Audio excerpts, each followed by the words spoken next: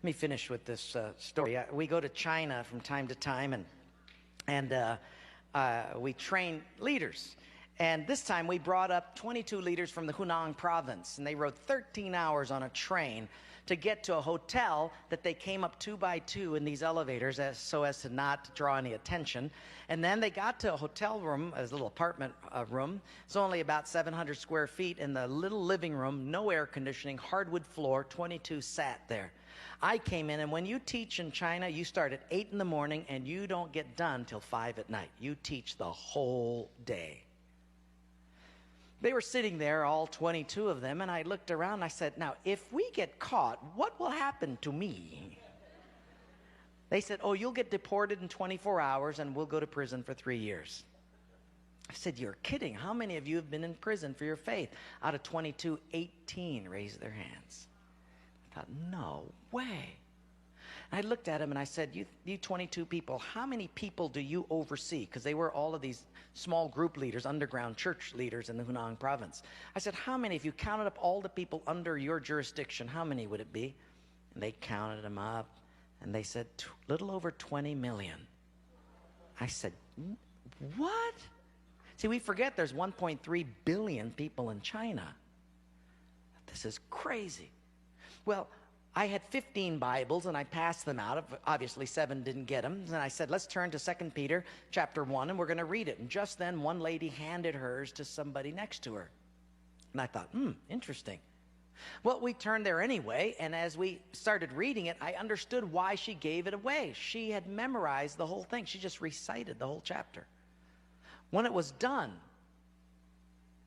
I went over to her at a break, and I said, you recited the whole chapter. She says, oh yes, I've memorized many chapters.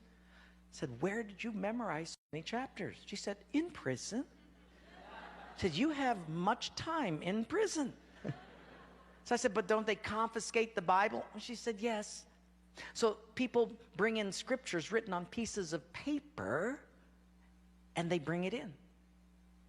So I said, but then if they find that piece of paper on you, won't they confiscate that? She said, oh yes, that's why you memorize it as fast as you can.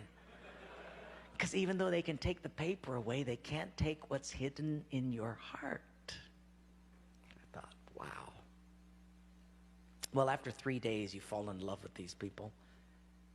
And when it was done, I said, how can I pray for you? I'm going to go back to America, and you guys have been just so wonderful. How can I pray for you? They said, you know, Wayne, you guys can gather like this whenever you want to in America. We can't. Could you pray that one day we'll be just like you? And I looked at him and I said, I will not do that. Big incredulous eyes looked at me and they said, why? I said, because you guys rode a train for 13 hours to get here.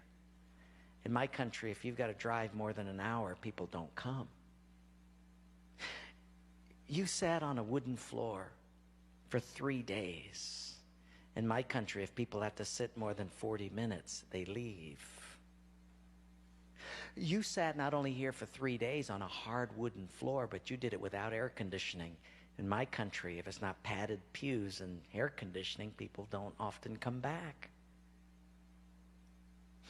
In my country, we have an average of 2 Bibles per family. We don't read any of them.